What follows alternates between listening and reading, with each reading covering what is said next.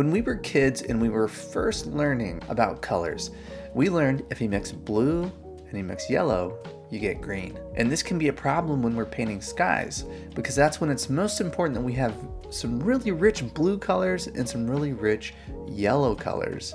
So that's what we're going to talk about today, how to create beautiful transitions between cool and warm colors without creating green.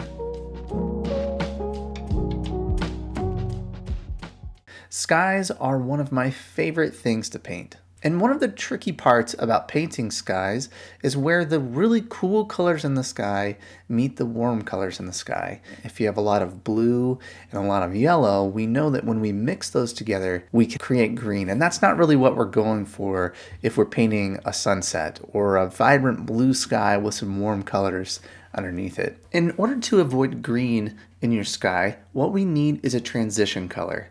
So to help this make sense, let's take a look at my palette and talk through some of the colors that I use. Here are some of the cooler colors I have on my palette: cobalt blue, cerulean blue, cobalt teal blue, and ultramarine blue. Let's talk about what the warmer colors are. I use raw sienna. It makes a nice warm yellow color. And then for the brightest, most glowing, warm part of the sky, I use a very strong pigment called quinacridone gold. This is a very strong color, and you only need a little bit of it. So on this side I have my cool colors, on this side I have my warm colors. Now what we need is a transition color in the middle, and what I use is rose madder permanent. And you could also use alizarin crimson. And what we need is a color that lands more in the red area of the spectrum. And this color is going to help us transition from cool colors to warm colors. Here is a quick demonstration where you can see this on the paper.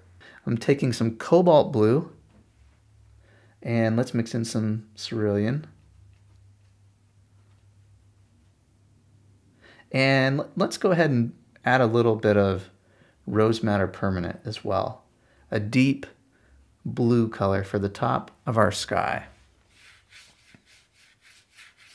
Let's work on this piece of scrap paper here.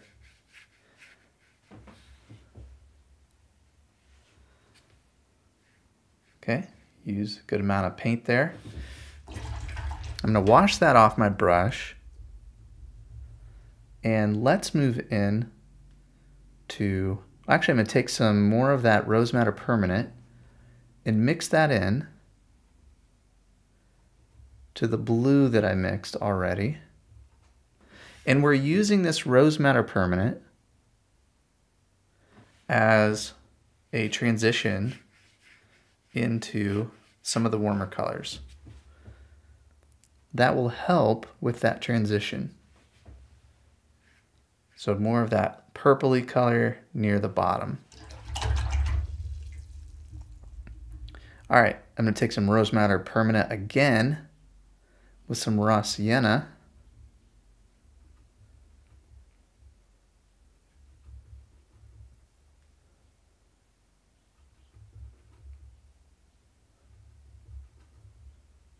Okay, now we're into a lot warmer color here. And I'm going to let those mingle on the paper and blend on the paper. Rinse my brush off, and now I'm going to move into some quinacridone gold.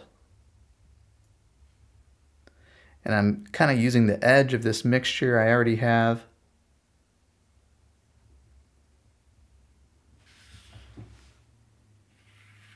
We're getting down to our warmest colors down here.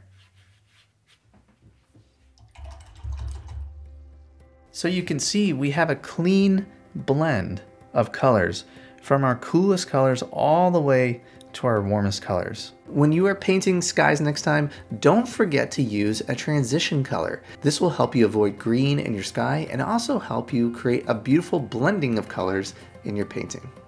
Watercolor is not a very forgiving medium. It's hard to correct. Having a plan as we go into our painting is crucial. So that's why I made this free video lesson, 7 Secrets to Fresh, Powerful Paintings. Many students have already watched this video lesson and are seeing great results, and I know that it can help you out as well. So take a look at this free lesson. All you have to do is follow the link down below in the description and learn how to paint more fresh and powerful watercolor paintings. Thank you once again for spending some time with me here today. Keep moving forward and growing as an artist, and I will see you next time.